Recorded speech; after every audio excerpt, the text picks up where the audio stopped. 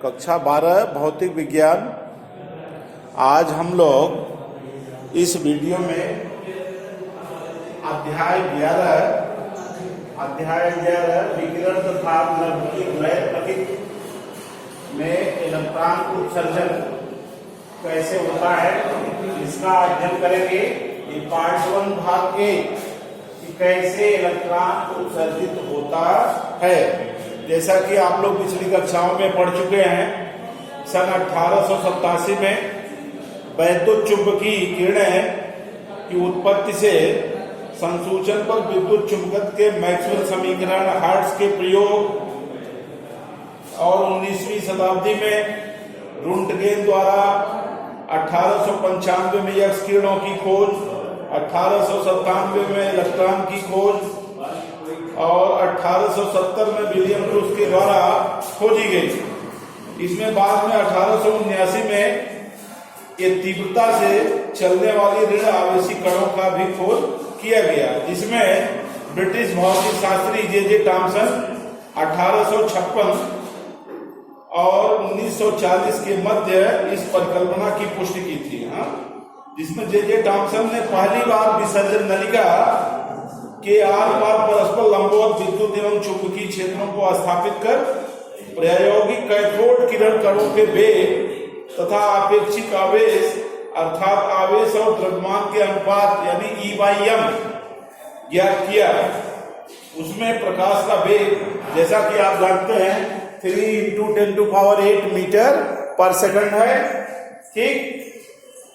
और इसके बाद जो है जे टॉमसन ने 1897 में इन्हीं कणों को इलेक्ट्रॉन नाम दिया था, जो जिनके इमिशन में तापायनिक उत्सर्जन है, जिसको आप थर्मो आयनिक इमिशन कहते हैं, क्षेत्र उत्सर्जन है और प्रकाश विद्युत उत्सर्जन है।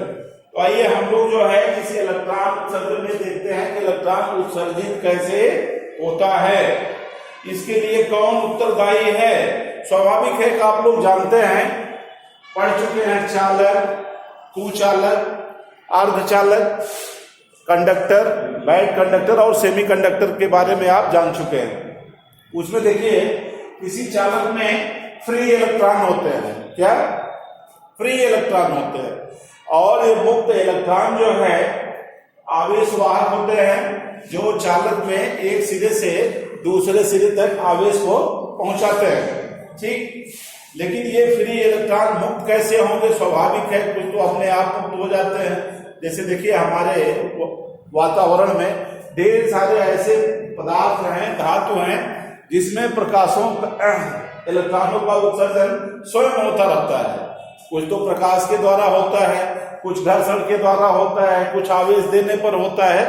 इस तरह जो है इलेक्ट्रॉन उत्सर्जन की ये मुख्यतः 3 विधियां हैं, जिसमें ये धातु के पृष्ठ पर उपस्थित रहते हैं। जैसा कि रसायन विज्ञान में आप लोगों ने पढ़ा है कि KLMNOP ये ढेर सारे जो है सेल हैं, कक्षाएं हैं, जिसमें 2, 8, 18, 32 इस तरह जो है इनका संयोजन बन रहा है। अब कहां से इलेक्ट्रॉन निष्कासित किया जा रहा है, उसके लिए कितने प्रकाश की आवश्यकता पड़ती है। स्वाभाविक है कि अगर पृष्ठ से निकाल रहे हैं तो कम प्रकाश में जो है कम ताप में ही इलेक्ट्रॉन उत्सर्जित हो जाते हैं। तो मुख्यतः नोट कीजिए, इसके 3 नियम हैं। पहला है तापायनिक उत्सर्जन। क्या? पहला है तापायनिक उत्सर्जन। इसमें जो है तापायनिक उत्सर्जन में उपयुक्त ताप के द्वारा, एक निश्चित ताप के द्वारा मुक्त इलेक्ट्रॉनों को पर्याप्त तापीय ऊर्जा दी जाती है, जिससे कि वे धातु से बाहर आ सके। तापायनिक उत्सर्जन में उस धातु पर एक उपयुक्त उचित कोट की जो है ताप का प्रभाव होता है, जिसमें इलेक्ट्रॉन बाहर निकल आते हैं। और दूसरा नोट कीजिए, नंबर 2, क्षेत्रीय उत्सर्जन। क्या? दूसरा लिखिए, क्षेत्रीय या क्षेत्र उत्सर्जन। क्षेत्र उत्सर्जन क्या है? इसमें जो है क्षेत्र उत्सर्जन में धातु पर लगाया गया एक प्रबल विद्युत क्षेत्र, वह किस वोल्ट की होता है? लगभग 10⁸ वोल्ट मीटर इनवर्स होता है या वोल्ट प्रति मीटर होता है। इस पर जो है प्रबल विद्युत क्षेत्र के द्वारा इलेक्ट्रॉन को धातु पृष्ठ से बाहर निकाला जाता है। जैसे आप लोग देखते हैं कि घरों में विद्युत वायरिंग है, वो प्लग स्पार्क करते रहते हैं, वो पर्याप्त है इलेक्ट्रॉन के उत्सर्जन के लिए, प्लग स्पार्किंग की तरह जो है। और तीसरा है प्रकाश विद्युत उत्सर्जन। नंबर 3 क्या है? प्रकाश विद्युत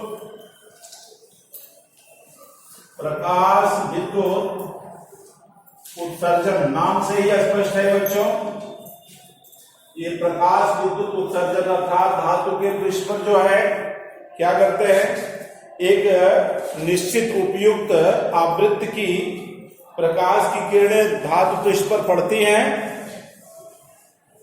और इलेक्ट्रॉन का उत्सर्जन होता है।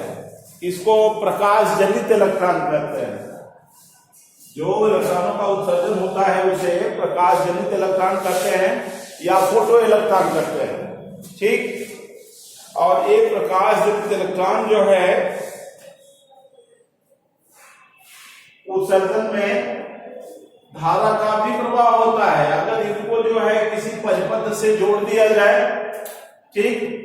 खास करके बताया जैसा कि थॉमसन ने अभी पीछे सुना आपने कि जब कांच के बल्ब में 2 प्लेटों को लिया, एक धन प्लेट और एक ऋण प्लेट, तो उसमें देखा कि धन प्लेट पर जब ये प्रकाश की किरणें पड़ी तो कोई प्रभाव नहीं पड़ा। क्यों?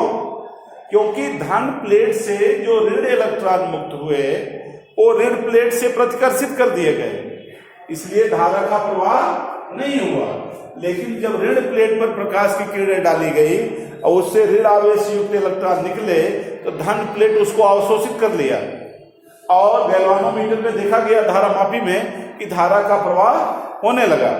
तो ये बच्चों जो है इलेक्ट्रॉन उत्सर्जन के नियम है और इसको आप लोग अपना नोट बना डालिएगा।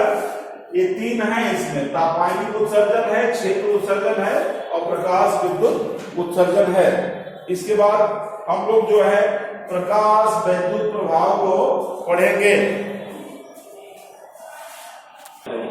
हाँ बच्चों, तो अब जो है आप इलेक्ट्रॉन उत्सर्जन देखा, तापायनिक उत्सर्जन, क्षेत्र उत्सर्जन, प्रकाश विद्युत उत्सर्जन। अब आइए आगे देखते हैं क्या प्रकाश विद्युत प्रभाव क्या है। क्या प्रकाश विद्युत प्रभाव? लिखिए, जब किसी धातु के पृष्ठ पर जब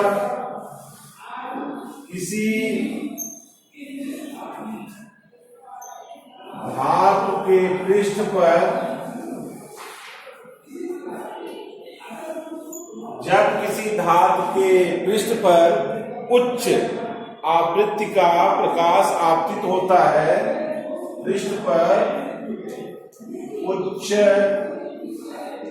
आवृत्ति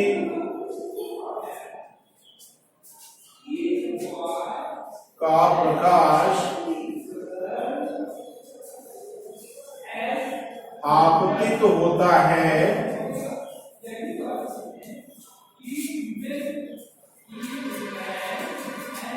क्या उच्च आवृत्ति का प्रकाश आपतित होता है तो पृष्ठ से इलेक्ट्रॉन उत्सर्जित होते हैं, होता है, तब पृष्ठ से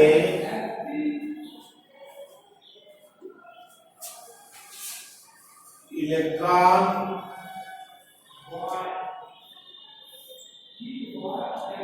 उत्सर्जित होते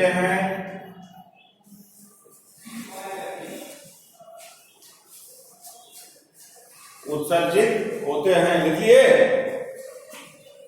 इस परिघटना को प्रकाश विद्युत प्रभाव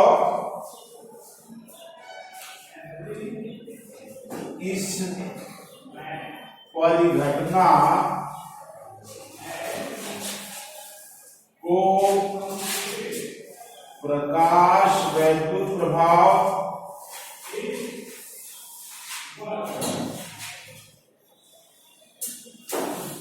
या प्रकाश वैद्युत उत्सर्जन कहते हैं। प्रभाव या प्रकाश वैद्युत उत्सर्जन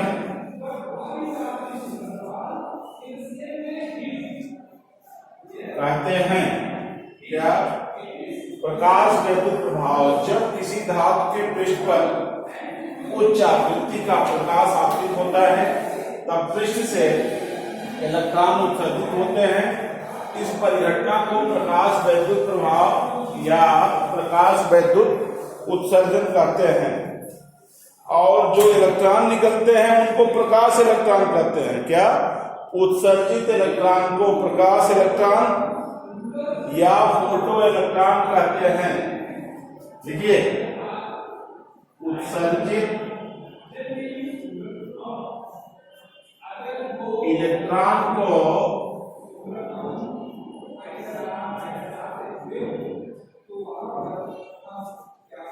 Prakash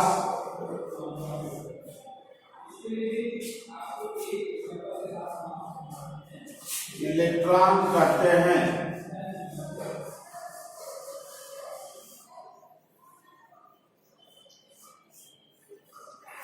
Prakash electron, photo electron कहते हैं। जब इन उत्सर्जित इलेक्ट्रॉनों को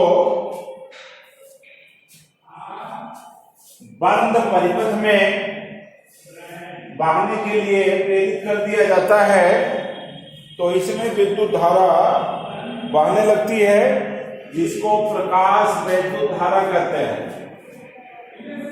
अब देखिए, उत्सर्जित इलेक्ट्रॉनों के कारण उत्सर्जित इलेक्ट्रॉनों के कारण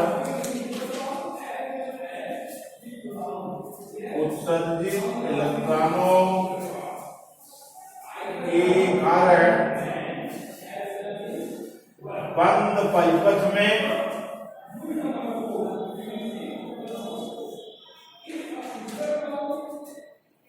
धारा बहने लगती है,